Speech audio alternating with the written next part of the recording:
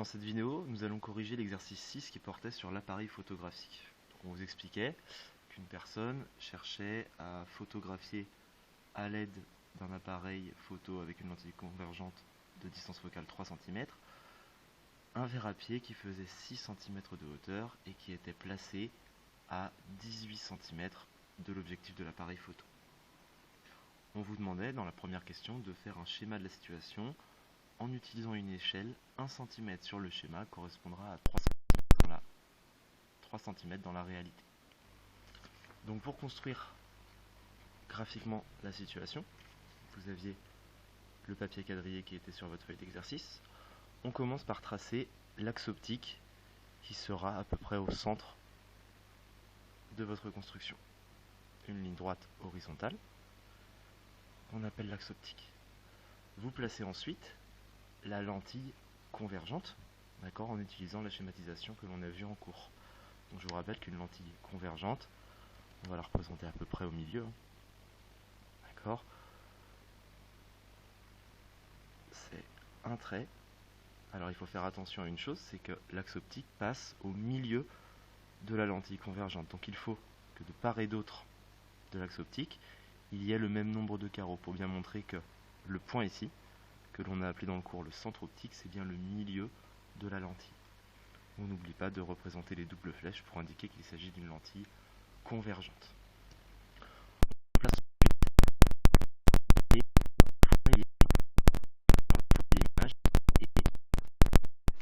On place ensuite le foyer image et le foyer objet de la lentille. Donc on vous dit que la distance focale est de 3 cm. Cette distance focale, d'après votre cours, elle est égale à la distance OF'. Donc on vous dit qu'elle vaut 3 cm. On vous dit qu'elle vaut 3 cm.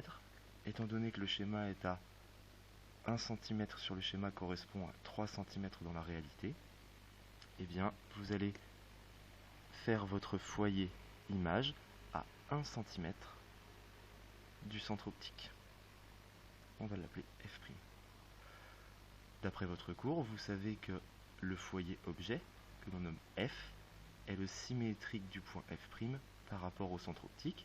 Ça veut dire que de l'autre côté du point O, sur l'axe optique, toujours à 1 cm, vous devez représenter le foyer objet de votre lentille. Il faut ensuite placer l'objet que l'on prend en photo. Donc on vous dit que c'est un verre à pied de 6 cm de hauteur placé à 18 cm de l'appareil photo.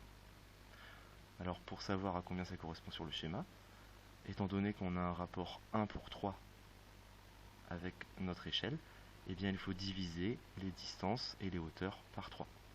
18 cm dans la réalité correspondront à 18 cm divisé par 3, soit 6 cm sur votre schéma. Donc sur votre schéma, à 6 cm vers la gauche de la lentille, vous allez placer le point A, qui va correspondre au pied du verre à pied, à la base. On vous dit que ce verre à pied, il a une hauteur de 6 cm. Donc là, on vous donne la taille de votre objet AB. Le 18 cm correspondait à la distance OA, c'est-à-dire la distance lentille-objet. Donc 6 cm dans la réalité, on divise par 3 pour respecter l'échelle, ça fait 2 cm de hauteur sur notre schéma. Donc, pardon, c'est ça.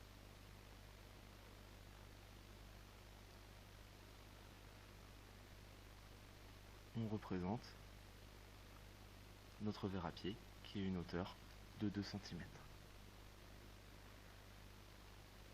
On n'oublie pas de l'orienter avec la flèche pour indiquer que cet objet est droit quand on l'observe. On vous demande ensuite de construire l'image du verre à pied par la lentille. Donc ça c'est la question 2. Donc là il vous suffit d'utiliser 2 rayons lumineux. Donc on va utiliser un premier rayon lumineux, celui qui passe par le centre optique de la lentille. Je vous rappelle que lui, il n'est pas dévié lorsqu'il traverse la lentille convergente.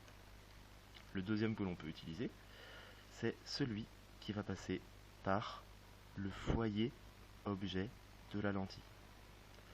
Le foyer objet de la lentille, eh bien, ce rayon qui passe par ce foyer objet repart parallèle à l'axe optique une fois qu'il a traversé la lentille. Et donc ici, à l'intersection de vos deux rayons lumineux, vous avez construit ce que l'on appelle l'image du point B, puisque les rayons lumineux sont partis du point B, qu'on appelle B'. Pour tracer votre objet A'B', eh bien vous tracez la flèche droite qui va rejoindre l'axe optique. Cette fois-ci, vous voyez que B' il est situé sous l'axe optique, donc on va avoir un objet qui est orienté vers le bas. Et ce point-là correspond au point A'. Là, vous avez donc construit l'image A'B' de l'objet AB à travers la lentille convergente. On vous demande, dans la question 3, de donner les caractéristiques de cette image. On vous explique que c'est le sens, la taille et la distance de la lentille. Donc vous voyez que l'objet A'B', il est à l'envers par rapport à l'objet AB. Ça veut donc dire qu'on aura une image qui sera dite renversée. On vous demande ensuite la taille et la distance à la lentille. Autrement dit, on vous demande les deux grandeurs A'B' et OA'. Alors il faut faire attention. Je vous rappelle que sur les constructions d'optique, vous avez une orientation des axes. Quand vous vous déplacez vers la droite, vous comptez les valeurs positivement, et quand vous vous déplacez vers le haut, vous comptez les valeurs positivement. Donc ici, pour avoir la taille, on va tout simplement mesurer sur le graphique la hauteur de l'objet A'B'. Quand vous mesurez, vous voyez que vous tombez à peu près sur une taille de 4 mm. Donc on a 4 mm de hauteur sur le schéma, mais rappelez-vous que notre schéma est à l'échelle 1 cm sur le schéma correspond à 3 cm dans la réalité. On doit donc, pour avoir la taille réelle de l'objet, multiplier par 3 cette valeur. On a donc 12 mm de hauteur pour l'objet, soit 1,2 cm. Dernière remarque, votre objet A'B', vous voyez qu'il est orienté vers le bas. Or, votre objet A'B' est orienté vers le bas. Or, vers le haut, on compte les valeurs positives.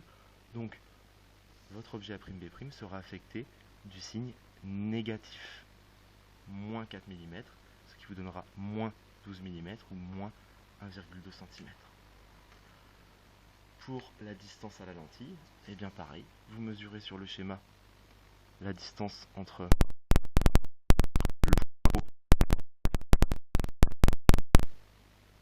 le point O et le point A'. Vous voyez qu'on tombe sur 1,4 mm. Cette fois-ci, on se déplace bien de la gauche vers la droite, donc dans le sens positif. On a bien plus 1,4 cm, que l'on n'oublie pas de multiplier par 3, toujours à cause de l'échelle. Quand vous faites ce calcul-là, vous tombez sur 4,2 cm. Et vous avez donné ainsi toutes les caractéristiques de l'image. On vous demande enfin, dans la question 4, de déterminer ce qu'on appelle le grandissement de la lentille. Donc je vous rappelle que le grandissement d'une lentille, que l'on représente par la lettre grecque gamma, qui est sans unité, se calcule en faisant la taille de l'image divisée par la taille de l'objet. Vous venez de déterminer la taille de l'image, qui est de moins 1,2 cm. Et on vous donne la taille de votre verre à pied, qui est de 6 cm. On vérifie bien ici sur le schéma qu'on va bien vers le haut, donc c'est bien plus 6 cm. Il faut faire attention de bien mettre la taille de l'image et la taille de l'objet dans la même unité, puisque le grandissement est une grandeur qui s'exprime sans unité. Quand vous faites ce calcul, vous tombez sur moins 0,2.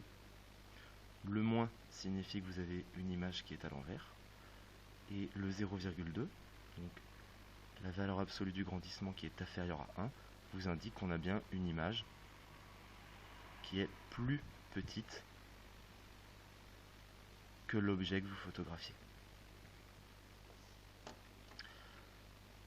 Dernière question. On vous dit qu'on a une pellicule, c'est-à-dire l'endroit où va se former l'image. D'accord ? Si là c'est la lentille de notre appareil photo, ici,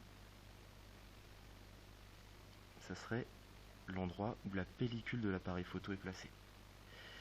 Et bien si vous avez une pellicule qui fait 1 cm de hauteur,